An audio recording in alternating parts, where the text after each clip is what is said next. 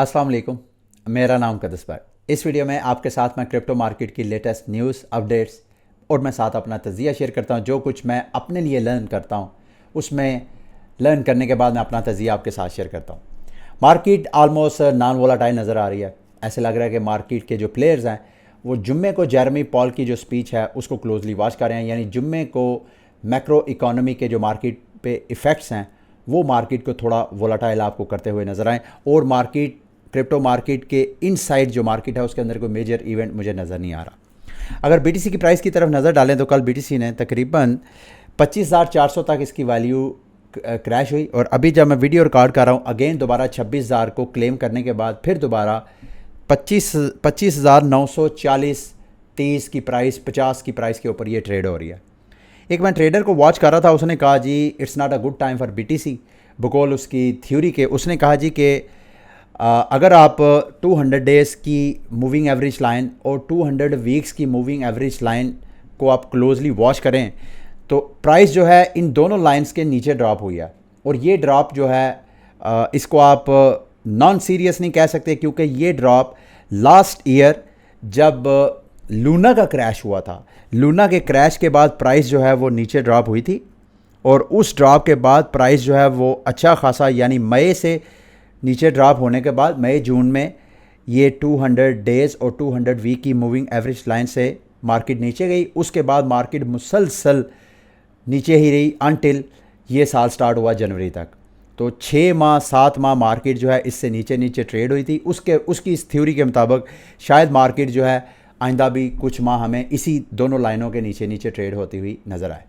वैसे तो to be frankly speaking market अगर ये मार्केट का बेरिश ट्रेंड स्टार्ट नहीं हुआ, अगर तो मार्केट ने बुलिश ही रहना है तो बीटीसी की प्राइस को 28,000 के ऊपर जाना चाहिए। अगर बीटीसी की प्राइस 28,000 की रेंज को क्लेम करके ऊपर ट्रेड होना शुरू हो जाती है तो फिर हमें डरने घबराने की ज़रूरत नहीं है। डरने घबराने की ज़रूरत ये जो बाइनांस का फंड है मार्केट में वो मैं अभी थोड़ी देर में आपके साथ शेयर करता हूँ। उसकी वजह से मार्केट में थोड़ा सा एक पैनिक है लोगों की सोच में कि शायद यार मार्केट ये वैसे तो नॉर्मली हिस्टोरिकली कहा जाता है कि ये अगस्त और सितंबर का महीना क्रिप्टो मार्केट के लिए अच्छा नहीं होता और अगस्त तो वैसे ही ख़त्म हो रहा है और सितंबर के महीने, अब मुझे याद है सितंबर 2021 में एल सल्वाडोर ने बिटकॉइन को लीगल टेंडर करार देना था। अब वो एक पॉजिटिव न्यूज़ थी लेकिन उस वजह से मार्केट में मैनिपुलेशन हुई और वो पॉजिटिव न्यूज़ के ऊपर बिल्कुल प्राइस जो थी उसके अगेंस्ट की मार्केट सितंबर 2021 में क्रैश की। तो ये जो क्रैश वगैरह होते रहते हैं। अब आते हैं ये मैं आपके साथ इस वजह से शेयर कर रहा हूँ कि मार्केट में जो बाइनांस का फंड है वो बाइनांस का फंड वाकई ही सीरियस है।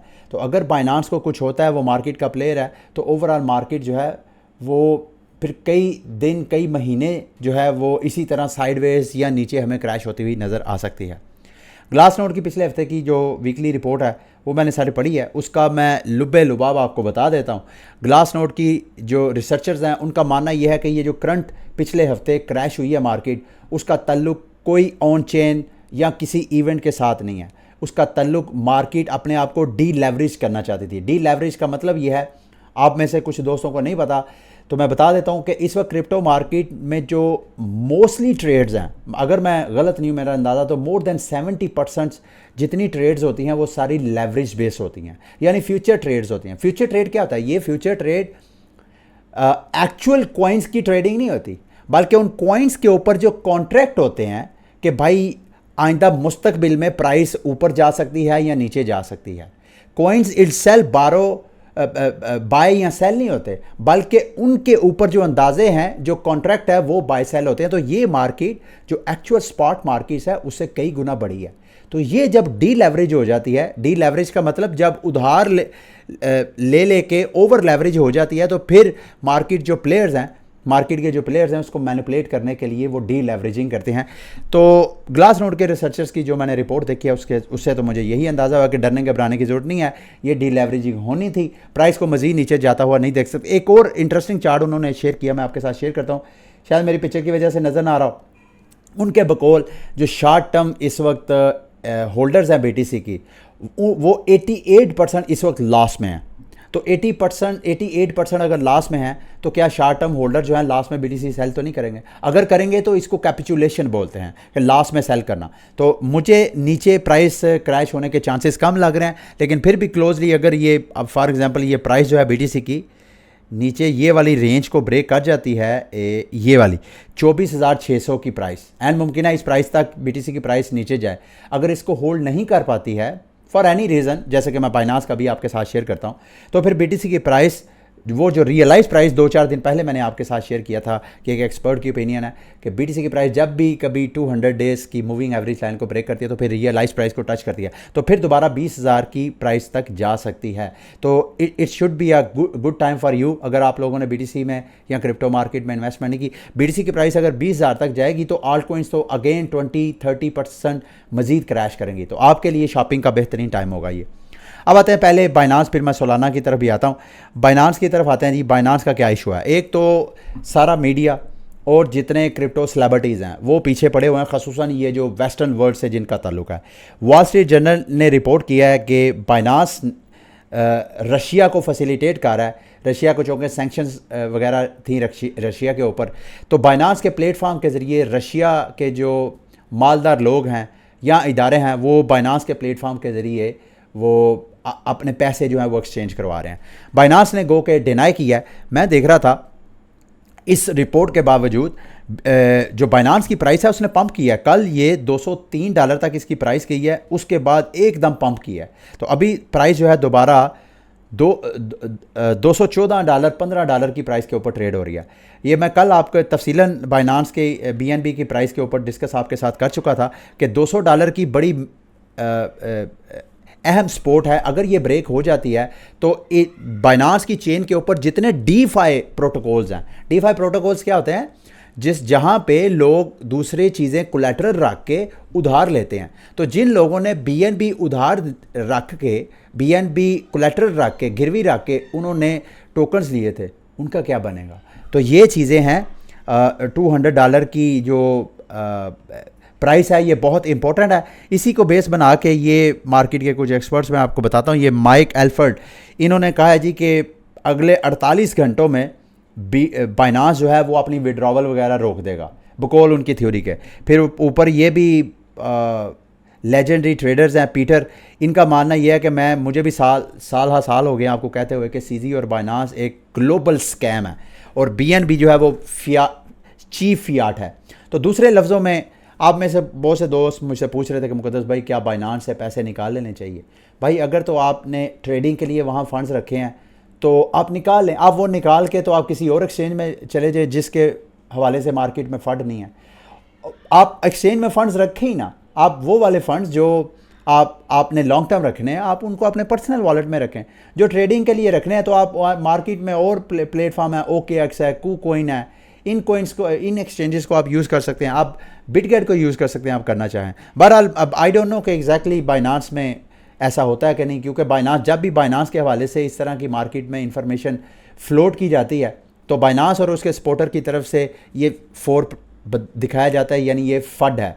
CZ ने बड़ा पॉपुलर किया था कि जब कभी भी बाइनांस के हवाले से कोई इन्फॉर्मेशन आती है, उसकी बैंकरप्सी के हवाले से या कोई भी नेगेटिव खबर आती है तो उसको फंड करार देते हैं। ठीक है, अब सोलाना की तरफ आते हैं जी। सोलाना की प्राइस अगेन पिछले 24 घंटों में जो टॉप क्रिप्टो करेंसीज हैं उनमें सबसे ज़्यादा लूज सोलाना की प्राइस ने किया है। सोलाना की प्राइस लास्ट नवंबर को जब FTX का क्रैश हुआ था, इसका ताल्लुक चूँकि FTX का और सोलाना का बड़ा गहरा ताल्लुक था, तो उसकी वजह से सोलाना की प्राइस तकरीबन $7-8 तक क्रैश की थी। अब वहाँ से सारे, मैं इवन बजाते खुद मैं कह रहा था कि ये सोलाना की प्राइस जो है ना वो नीचे जाएगी मज़ीद, तो नीचे से मैं बाय करूँगा, लेकिन मुझे बाइंग की अपॉर्चुनिटी नहीं मिली। लेकिन जिन लोगों ने रिस्क लिया वो $7-8 से प्राइस पंप होकर दोबारा $30-31 तक पंप हुई। अभी दोबारा ये अपॉर्चुनिटी मिल सकती है। गो के सोलाना की मार्केट में उस तरह की हाइप नहीं है जो पहले हुआ करती थी। सन 2021 के दूसरे तीसरे क्वार्टर में जो हाइप थी उस वक्त सोलाना की हाइप उतनी नहीं रही। लेकिन अगर दोबारा सोलाना की प्राइस ये $20 की प्राइस से ब्रेक होकर नीचे $14-15 की रेंज में जाए तो आप थोड़ा बहुत रिस्क इसमें ले सकते हैं। अगर नीचे दोबारा $7-8 तक, जो कि चांसेस कम है, डिपेंड करता है मार्केट किस तरह मूव करती है, बीटीसी कहाँ जाता है। अगर बीटीसी नीचे 20,000 या उससे भी नीचे जाता है तो ऐन मुमकिन है सालाना दोबारा अपनी इस $7-8 की प्राइस को टच करे। ठीक है, मार्केट की अगली न्यूज़ की तरफ आते हैं जी। डोज कॉइन के हवाले से अपडेट है। ये इलन मस्क की पता नहीं मदर हैं, इन्होंने कहा है if you are a dog X is the place to be. X Twitter का जो नया नाम है आजकल।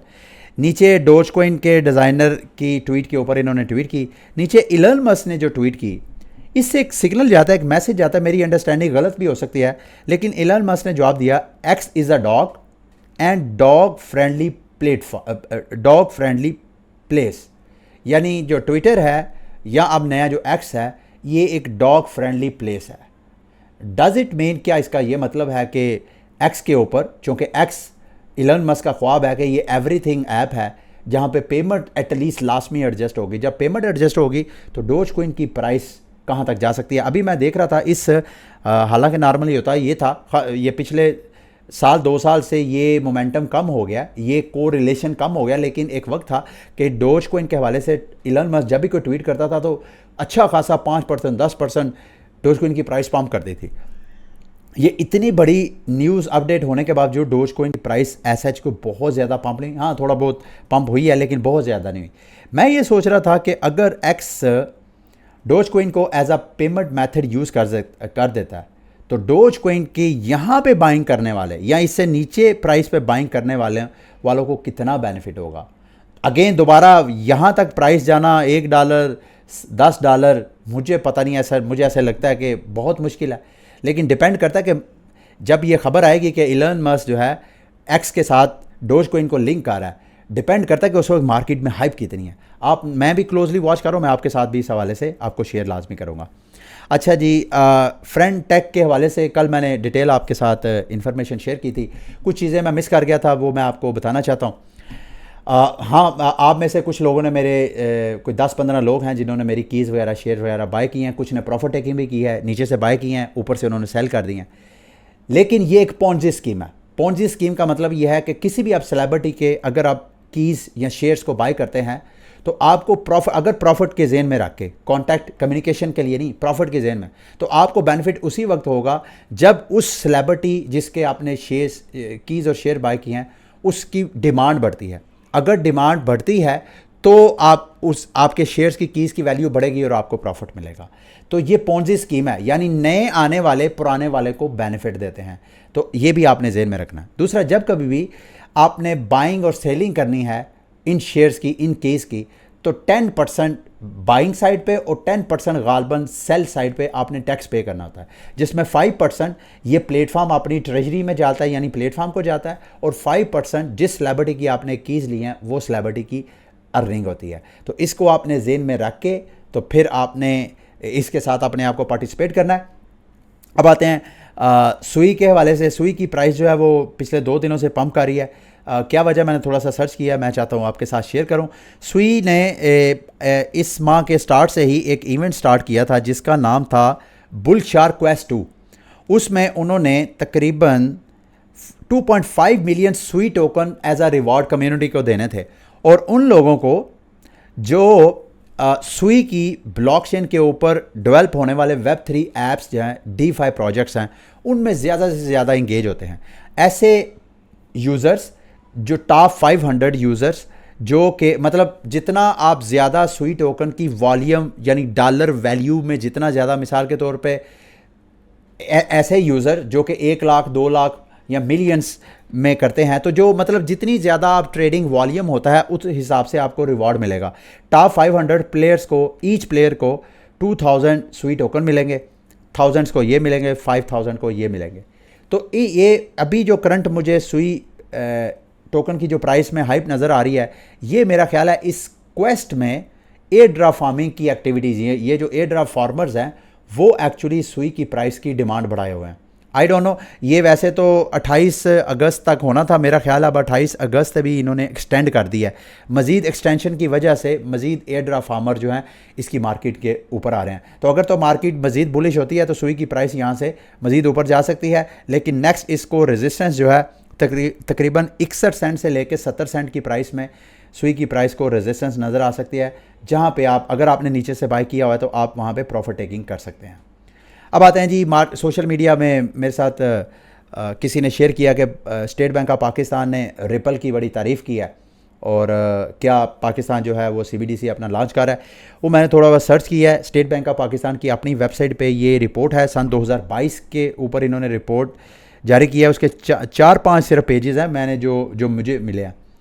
इन 4 पेजेस को पढ़ के एक तो मुझे बड़ी खुशी हुई है कि अब जो हमारे स्टेट बैंक ऑफ पाकिस्तान में बैठे हमारे सरकारी अहलकार हैं उनको इस मार्केट की अच्छी खासी अंडरस्टैंडिंग है। गो के इनकी कुछ जो मार्केट को देखने का अंदाज़ है उससे मुझे कुछ थोड़ा बहुत इख्तलाफ है, लेकिन बहरहाल उन्होंने मार्केट के जो इवेंट्स हैं क्रिप्टो मार्केट के, टेरा लूना का क्रैश, फिर एल सल्वाडोर का बिटकॉइन को लीगल टेंडर करार देना, फिर ये अगर आप साइड पे देखें तो यहाँ पे उन्होंने regulatory approaches in different jurisdictions, यानी मुख्तलिफ मुल्कों में जो अप्रोचेस हैं उसमें उसका भी सारा जिक्र किया। साथ उन्होंने एल सल्वाडोर के को लीगल टेंडर करार दिया। यहाँ पे उन्होंने कहा है while some encouraging work is being conducted to support cross border payments को इनकरेज करने के लिए रिपल को उन्होंने एक तरह का एक अप्रिशिएट किया कि भाई रिपल की वजह से, भाई रिपल नहीं, अगर आप क्रिप्टो मार्केट अगर आप अपना CBDC लॉन्च कर देते। बल्कि मैं आपके साथ एक न्यूज़ शेयर करना चाहता हूँ। ऑस्ट्रेलियन गवर्नमेंट है वो CBDC अपना खुद लॉन्च करने की कोशिश कर रहे थे। उन्होंने पायलट प्रोजेक्ट अपना किया। उस पायलट प्रोजेक्ट में उनको बहुत से इश्यूज़ आए हैं और उस इश्यूज़ के बाद वहाँ के जो ज़िम्मेदारान हैं उनकी स्टेटमेंट आई है कि अब ऑस्ट्रेलिया अपने CBDC को लॉन्च करने में इनको चंद मज़ीद साल और चाहिए। तो ऐन मुमकिन है पाकिस्तान, मुझे नहीं मालूम कि पाकिस्तान में इतने IT एक्सपर्ट्स हैं कि जो अपना CBDC लॉन्च कर सकते हैं। ऐन मुमकिन है कि पाकिस्तान अगर CBDC लॉन्च करने की तरफ जाता है, गो कि इस सारी रिपोर्ट में कहीं भी जिक्र नहीं है कि पाकिस्तान जो है क्रिप्टो को लीगल टेंडर करार देगा, बल्कि इसमें तो इन्होंने क्रिप्टो मार्केट के जो बैड एलिमेंट्स हैं उन्हीं के ऊपर फोकस किया है, सिवाय इस एक छोटी सी स्टेटमेंट को जिसको लेकर के जो क्रिप्टो सोशल मीडिया वो सारा शेयर कर रहा है कि पाकिस्तान ने रिपल को अप्रिशिएट किया।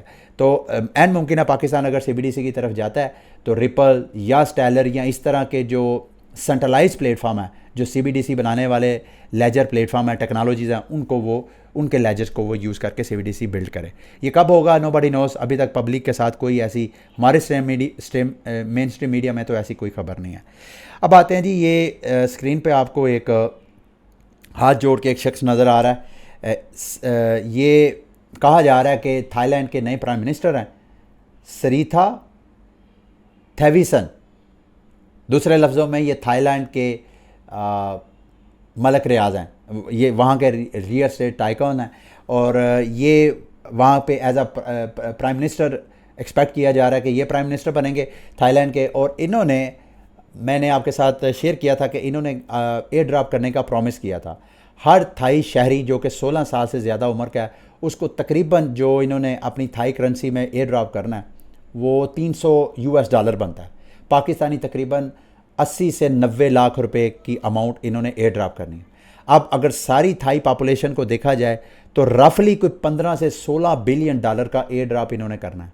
पता नहीं है इन्होंने करना है या नहीं करना, लेकिन सोशल मीडिया पे इसको डिस्कस, ये प्रो क्रिप्टो समझे जाते हैं। कहा जाता है कि इनकी अपनी भी क्रिप्टो के ऊपर इन्वेस्टमेंट है और ये इस तरह का ये एयर ड्रॉप इस वजह से करना चाहते हैं क्योंकि आपको याद होगा जब एल सल्वाडोर ने बिटकॉइन को लीगल टेंडर करार दिया था तो उन्होंने भी एयर ड्रॉप किया था अपने शहरियों को। क्यों किया था कि जब लोग एयर ड्रॉप के चक्रों में उसके साथ इंगेज होएंगे तो उनकी एजुकेशन होएगी, पहले वॉलेट कैसे बनाना है, उसको ऑपरेट कैसे करना है। अभी ये जो स्टेट बैंक ऑफ पाकिस्तान की रिपोर्ट है इसमें जो लिमिटेशंस हैं उस लिमिटेशंस में उन्होंने ये भी जिक्र किया कि पाकिस्तान में लोग इलिटरेट हैं, इतने ज़्यादा लिटरेट नहीं है, तो इस टेक्नोलॉजी को यूज़ करना भी आम बंदा जो पढ़ा लिखा नहीं है उसके लिए बड़ी मुश्किल आता है।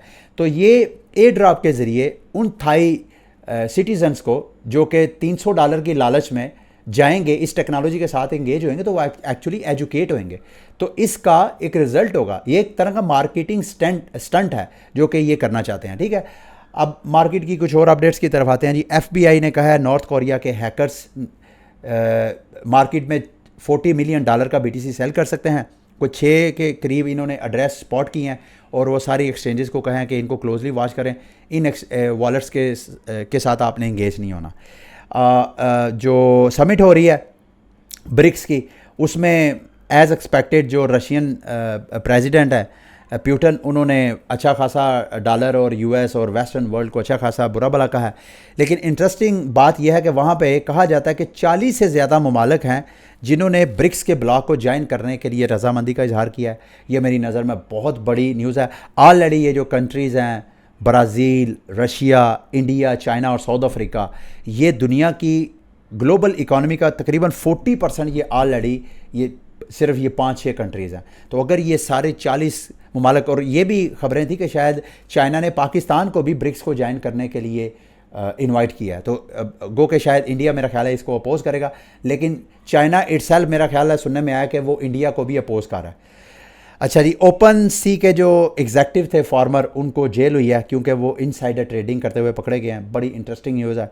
काश हमारे इदारे भी इस तरह के, बजाय इसके कि बैन किया जाए, हम अपने रेगुलेटर्स को, हम अपने जो इदारों में बैठे अफराद हैं उनको थोड़ा एजुकेट करेंगे कैसे इस टेक्नोलॉजी में होने वाली इलीगल एक्टिविटीज़ को वो ट्रेस आउट करके तो कानून को नाफिज कर सकते हैं।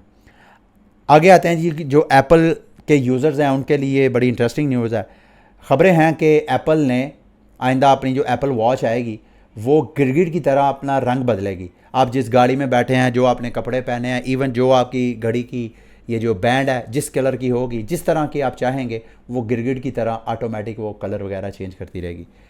ज़ाहिर बात है ये एप्पल जो है ये टेक्नोलॉजी में इनोवेशन वगैरह करते रहते हैं। इसका उन्होंने वहाँ पे लाइसेंस एक्चुअली लिया है वहाँ पे। लास्ट में जी NFT मार्केट के हवाले से खबर है कि रैरिबल, जो कि NFT एग्रीगेटर है, मार्केट प्लेस का एग्रीगेटर है, यानी जो मार्केट में जितने NFTs मार्केट प्लेसेस हैं माफ़ कीजिएगा, वहाँ पे NFTs की प्राइसेस को एग्रीगेट करके अपने यूज़र्स को देता है। रैरिबल जो है वो मार्केट के जो दीगर टॉप NFT मार्केट प्लेसेस है उससे बिल्कुल हटके इनका स्टांस है, जिसमें ओपन सी, लुक्स रेयर और X2Y2 ये सारे रॉयल्टी फ्री NFT प्लेटफॉर्म को करना चाहते हैं, जबकि रैरिबल जो है वो आर्टिस्ट के साथ खड़ा है, वो कहता है कि रॉयल्टीज़ होनी चाहिए। ठीक है, ये बहरहाल मेरा ख्याल है सन 2021 से X2Y2 से ये सिलसिला शुरू हुआ है कि आर्टिस्ट को पेमेंट जो है सेकेंडरी सेल्स के ऊपर वो नहीं होनी चाहिए, और आहिस्ता आहिस्ता मार्केट जो है उसी ट्रेंड की तरफ जा रही है। ठीक है, ये थी आज की वीडियो। उम्मीद करता हूँ मेरी आज की वीडियो भी आपके लिए इन्फॉर्मेटिव रही होगी। अगली वीडियो तक के लिए मुझे इजाज़त दें। अल्लाह हाफिज़।